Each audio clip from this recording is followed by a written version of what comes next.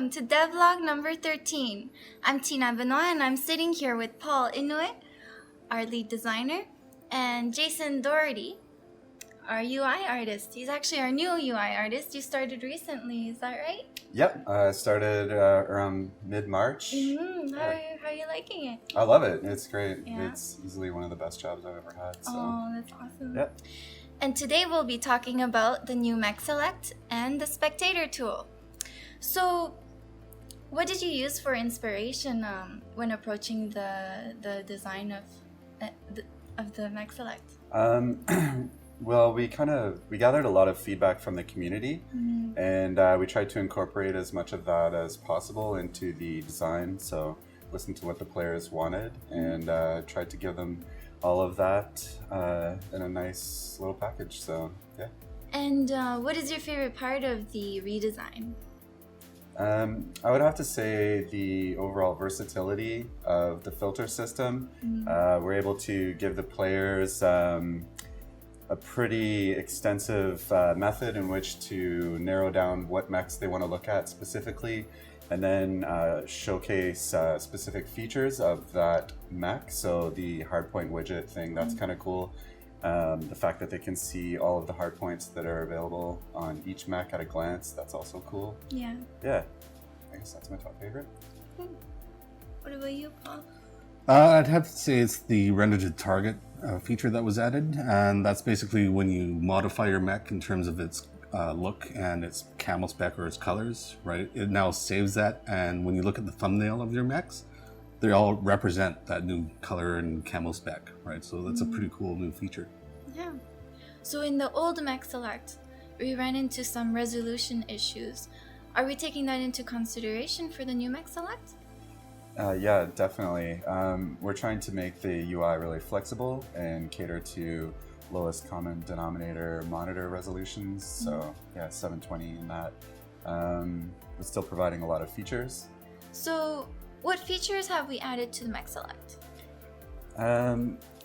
A robust filter system so that players can narrow down just the mechs that they want to see, and the ability to view their hardpoints all at a glance.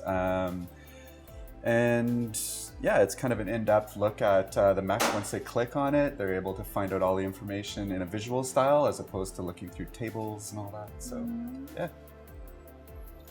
There's also some other stuff that's a little bit more, I guess, aesthetic, right? We've also added things like a new camera angle for showing the thumbnails.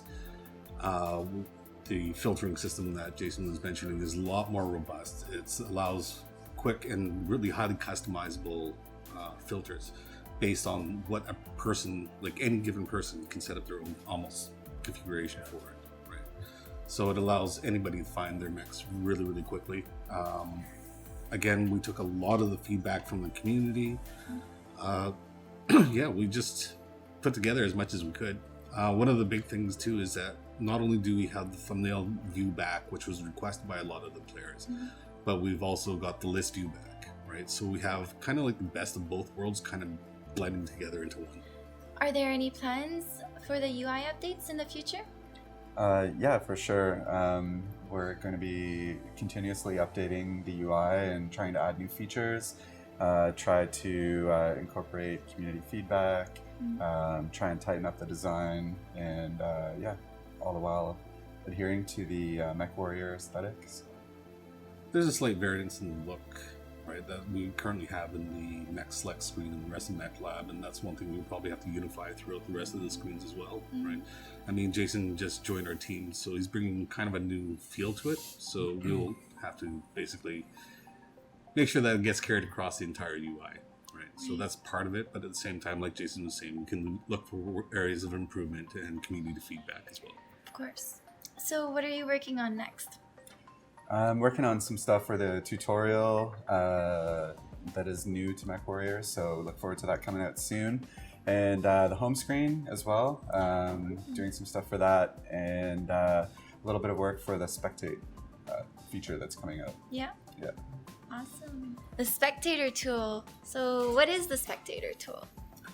Well, this has been something that's been a long time coming. A lot of people have been requesting the Spectator Tool, and I gotta basically lead this off with, it's not a full spectator tool like you'd expect in terms of like things you'd see in tournaments of the high esport games. Like, it's not going to have a full replay functionality to it. It's not going to have a built-in delay system, which is really important when it comes to high competitive games. It is, however, something that can be used by people who do machinima or making films for us using our assets. There is the ability to spectate your own tournaments or your own events, right? And that's what this is primarily addressing. The full-on esport version is something that will be coming, right? But just not at this point. So who can use the Spectator Tool? Well, anybody can use it now. There's been a little bit of a change in terms of how premium time interacts with the private matches. Right now, it's required to have the team leaders on each team to have premium time in order to access all the special features of the private match. But at the same time, is that what we've done is remove that restriction and allow any two players within the private match, whether it be the spectators themselves, whether it be any two players on the same team, it can be anybody. As long as there's two players that have premium time, they will have access to all the special features, including the Spectator Tool. The thing about the teams and who's spectating and who's going to be allowed to spectate, before it was kind of like this hidden underground kind of area where people would sneak in and spectate people. Right. That's not the case anymore. It is fully exposed as to who's playing it or who's going to be spectating. In the private match screens, you have two new slots. These two slots are occupied by the spectators. Members of both teams can see who's spectating. That's way you know that it's not somebody sneaking in at the last moment trying to feed information to the other team, right? They will be a very well-known entity within the match, right? Okay. So it's very transparent, and it's going to be open for just about anybody who wants to try it out. Great. So what are the features of the Spectator Tool? Is there a list of key bindings on how to use it? When it comes to the feature set, it's pretty much what's there currently. Now I'm saying that like everybody knows about it, but at the same time, it's kind of like piloting in the mech itself. You have camera positioning in terms of forward movement, backward movement, side-to-side strafing of the camera. You have the ability to crane the camera up and down. We've also added a lot more stuff that will help the tournament people out in terms of being able to highlight a mech, to be able to bring up specific information about the mech that's been selected. The ability to bring up the names and the team affiliation of all players on the battlefield, or if you want, you can hide it all. So if you're making a film, you don't have to see any sort of HUD treatment, right? Nice. There is quite the robust set of controls that we've created for this. There is a key mapping system that we have. We're going to have to create a special graphic for it so everybody can understand what's going on.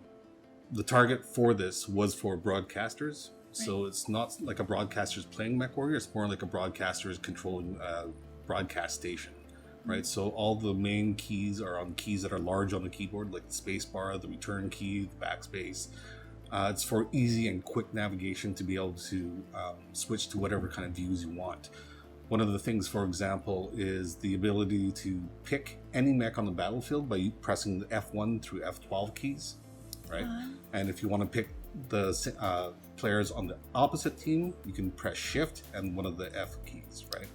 So it'll be a quick way of people to just snap to different players on the battlefield, right? So again, we'll bring out a whole list of all the different kinds of mappings there are to it, right? But it's a robust system, and it's going to be kind of fun to see what comes of it, especially when it comes to the tournaments and events. Yeah, of course. Definitely.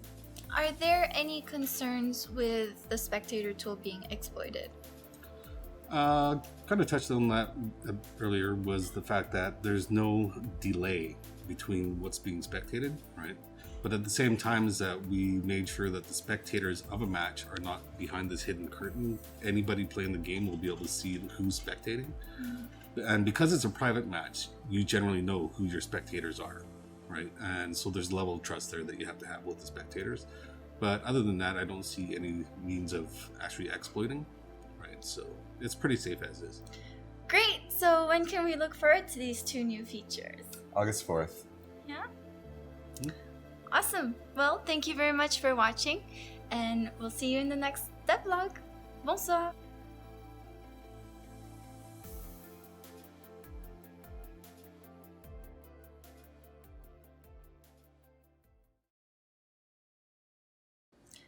and welcome to devlog number 13. I'm Tina Benoit and I'm sitting here with Paul Inoue, our lead designer, and Jason Dorito. Thank you, Tina. That's awesome. Can we put that on the board? Hello and welcome to devlog number 13. Dum dum dum dum. Legs off.